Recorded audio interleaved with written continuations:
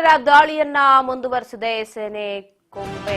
ಕಾಶ್ಮೀರ ಪೊಲೀಸರು ಸಿಆರ್ಪಿಎಫ್ ಸೇನೆ ಜಂಟಿ ಕಾರ್ಯಾಚರಣೆಯನ್ನು ನಡೆಸ್ತಾ ಇದೆ. ಕಾಶ್ಮೀರಿ ಪೊಲೀಸರು ಸಿಆರ್ಪಿಎಫ್ ಸೇನೆಯ ಜಂಟಿ ಕಾರ್ಯಾಚರಣೆ ನಡೆದಿದೆ.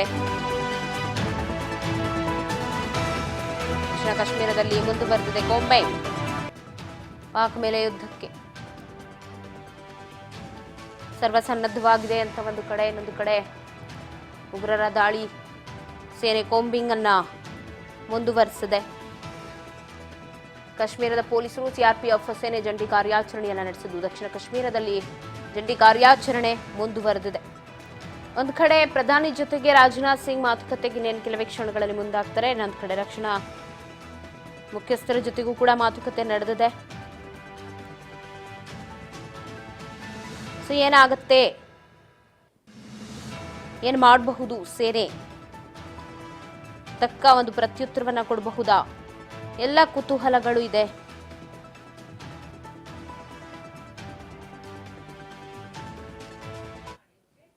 ಇವಾಗ ಮತ್ತಷ್ಟು ಅಪ್ಡೇಟ್ಸ್ ಅನ್ನ ಕೊಡ್ತಾ ಹೋಗ್ತಾರೆ ಪ್ರತಿನಿಧಿ ಬಸವರಾಜ್ ಫೋನ್ ಸಂಪರ್ಕದಲ್ಲಿದ್ದಾರೆ. ಬಸವರಾಜ್, ಈಗಾಗಲೇ ಏನು ಕಾಶ್ಮೀರ ದಾಳಿ ಆದ ನಂತರ ನಮ್ಮ ಭಾರತೀಯ ಸೇನೆ ಹೈ ಅಲರ್ಟ್ ಆಗಿದೆ ಅಂತಾನೆ ಹೇಳಬಹುದು.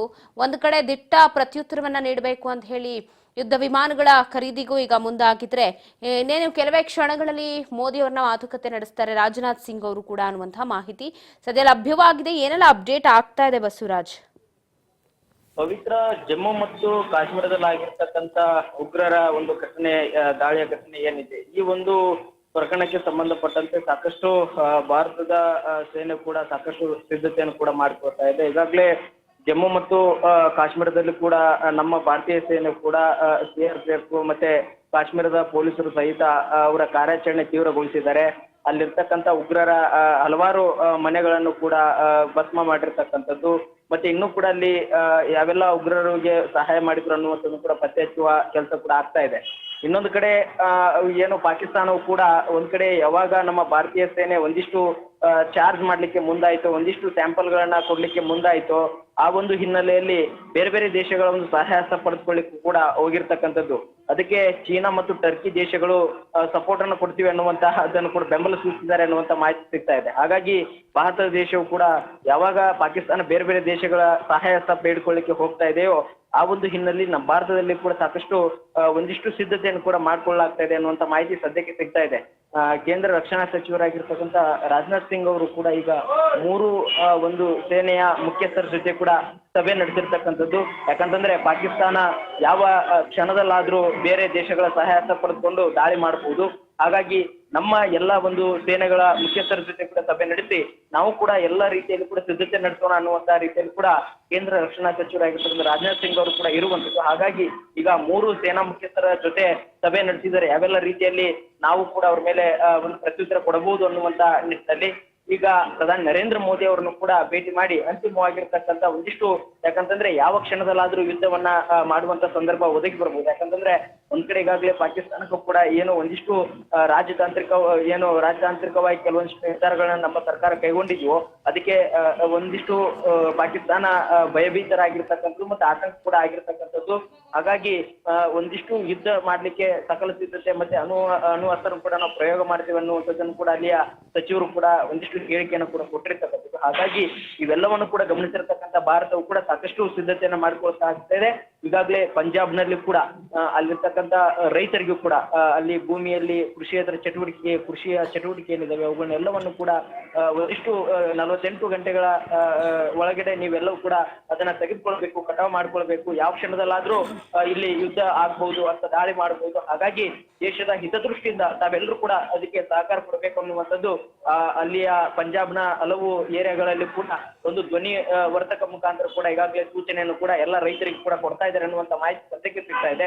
ಹಾಗಾಗಿ ಭಾರತ ದೇಶವು ಕೂಡ ಸಾಕಷ್ಟು ಏನು ಪಾಕಿಸ್ತಾನದ ಒಂದಿಷ್ಟು ಯುದ್ಧದ ತಂತ್ರಗಾರಿಕೆ ಏನಿದೆ ಅದಕ್ಕೆ ಪ್ರತಿತಂತ್ರ ಹೂಡಲು ಎಲ್ಲ ರೀತಿಯಲ್ಲೂ ಕೂಡ ಒಂದ್ ಕಡೆ ನೌಕಾಪಡೆ ಆಗಿರ್ಬೋದು, ಎಲ್ಲಾ ರೀತಿಯಲ್ಲೂ ಈಗಾಗಲೇ BSF ಕೂಡ ಸಾಕಷ್ಟು ಕಾರ್ಯಾಚರಣೆ ನಡೆಸ್ತಾ ಇದೆ. ಹಾಗಾಗಿ ಸಕಲ ಸಿದ್ಧತೆಯಲ್ಲೂ ಕೂಡ ಭಾರತದ ಕೂಡ ಸೇನಾ ಮುಖ್ಯಸ್ಥರು ಕೂಡ ಇರುವಂತದ್ದು. ಪವಿತ್ರ. ಎಸ್ ಬಸವರಾಜ್, ಈಗ ಒಂದು ಕಡೆ ಪಾಕ್ ಮೇಲೆ ನಿರಂತರವಾಗಿ ಅಟ್ಯಾಕ್ ಮಾಡಬೇಕು ಅಂದ್ರೂ ಈಗ ಪಾಕಿಸ್ತಾನ ಕೆಲವು ಬೇರೆ ರಾಷ್ಟ್ರಗಳ ಒಂದು ಬೆಂಬಲ ಕೂಡ ಸಿಗತ್ತೆ.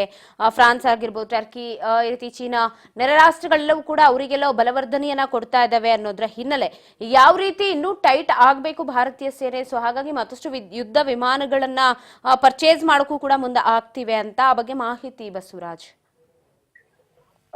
ಪವಿತ್ರ, ಈಗಾಗಲೇ ಯುದ್ಧವನ್ನ ಮಾಡ್ಲಿಕ್ಕೆ ಈಗಾಗಲೇ ಪಾಕಿಸ್ತಾನ ಅದರ ಶಕ್ತಿಯನ್ನ ಮೀರಿ, ಯಾಕಂತಂದ್ರೆ ಭಾರತ ದೇಶದಲ್ಲಿ ಪಾಕಿಸ್ತಾನಕ್ಕಿಂತ ಹೆಚ್ಚಿನ ಒಂದು ಯುದ್ಧದ ಒಂದಿಷ್ಟು ಶಸ್ತ್ರಾಸ್ತ್ರಗಳಿರ್ಬೋದು, ಸೈನಿಕರ ಸಂಖ್ಯೆ ಇರ್ಬೋದು, ಮತ್ತೆ ನೌಕಾ ಪಡೆ ಆಗಿರ್ಬೋದು, ಎಲ್ಲವೂ ಕೂಡ ಪಾಕಿಸ್ತಾನಕ್ಕಿಂತ ದುಪ್ಪಟ್ಟೆ ಇರುವಂತದ್ದು. ಇದೇ ಒಂದಿಷ್ಟು ಆತಂಕ ಪಾಕಿಸ್ತಾನಕ್ಕೆ ಶುರುವಾಗಿದೆ. ಒಂದು ವೇಳೆ ಭಾರತ ಏನಾದ್ರೂ ದಂಡೆತ್ತಿ ಬಂದ್ರೆ ಒಂದ್ ಕಡೆ ನಮ್ಗೆ ಒಂದಿಷ್ಟು ಎಫೆಕ್ಟ್ ಆಗುವಂತ ಸಾಧ್ಯತೆ ಇದೆ. ಹಾಗಾಗಿ ಬೇರೆ ಬೇರೆ ದೇಶಗಳ ಸಹಾಯತ ಪಡೆದುಕೊಳ್ಳಿಕ್ಕೆ ಹೋಗ್ಬೇಕು ಅನ್ನುವಂತ ನಿಟ್ಟಿನಲ್ಲಿ ಹಲವಾರು ದೇಶಗಳಲ್ಲಿ ಸಹಾಯತವನ್ನ ಪಾಕಿಸ್ತಾನ ಈಗಾಗಲೇ ಕೇಳ್ತಾ ಇದೆ ಅನ್ನುವಂತ ಮಾಹಿತಿ ಸಿಗ್ತಾ ಇದೆ. ಹಾಗಾಗಿ ಚೀನಾ ಮತ್ತೆ ಟರ್ಕಿ ಸೇರಿದಂತೆ ಹಲವು ದೇಶಗಳು ಕೂಡ ಅದಕ್ಕೆ ಒಂದಿಷ್ಟು ಸಹಾಯತ ಮಾಡ್ಲಿಕ್ಕೆ ಮುಂದೆ ಬರ್ತಾ ಇದ್ದಾವೆ ಅನ್ನುವಂತ ಮಾಹಿತಿ ಸದ್ಯಕ್ಕೆ ಸಿಗ್ತಾ ಇದೆ. ಹಾಗಾಗಿ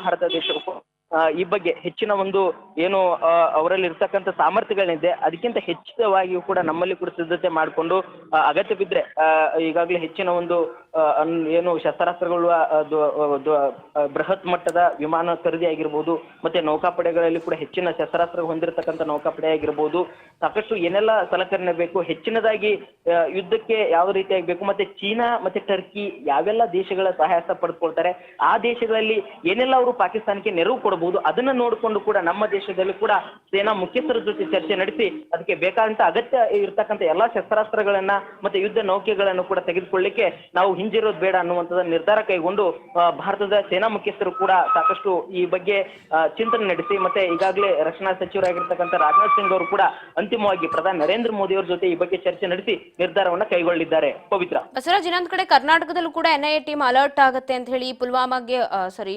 ಪಹಲ್ಗಾಮ್ಗೆ ಹೋಗಿ ಮೃತಪಟ್ಟ ಕುಟುಂಬಸ್ಥರನ್ನ ಮಾತುಕತೆಗೆ ಮುಂದಾಗ್ತಾರೆ, ವಿಚಾರಣೆಯನ್ನ ನಡೆಸ್ತಾರೆ, ಏನೋ ಒಂದು ಮಾಹಿತಿಯನ್ನ ಕಲೆ ಹಾಕ್ತಾರೆ ಅಂತ ಯಾವಾಗ ಭೇಟಿ ಕೊಡ್ಬೋದು, ಆ ಬಗ್ಗೆ ಮಾಹಿತಿ ಇದೆಯಾ? ಪವಿತ್ರ, ಒಂದ್ ಕಡೆ ಕರ್ನಾಟಕದಿಂದಲೂ ಕೂಡ ಒಂದ್ ಕಡೆ ಈ ಒಂದು ಪಹಲ್ಗಾಮ್ನಲ್ಲಿ ಆಗಿರ್ತಕ್ಕಂಥ ಘಟನೆ ವಿಚಾರಕ್ಕೆ ಸಂಬಂಧಪಟ್ಟಂತೆ ಕೂಡ ಒಂದಿಷ್ಟು ಅಲ್ಲಿರ್ತಕ್ಕಂಥ ಸ್ಥಳದ ಪರಿಶೀಲನೆ ನಡೆಸಿ ಅಲ್ಲಿರ್ತಕ್ಕಂಥ ಮಾಹಿತಿಯನ್ನು ಕೂಡ ಸಂಗ್ರಹ ಮಾಡ್ಲಿಕ್ಕೆ ಹೋಗುವಂತ ಸಾಧ್ಯತೆ ಅನ್ನುವಂಥದ್ದು ಮಾಹಿತಿ ಇದೆ, ಆದ್ರೆ ಇನ್ನೂ ಕೂಡ ಖಚಿತವಾಗಿಲ್ಲ. ಪವಿತ್ರ, ಥ್ಯಾಂಕ್ ಯು ಬಸವರಾಜ್ ಮಾಹಿತಿಗಾಗಿ.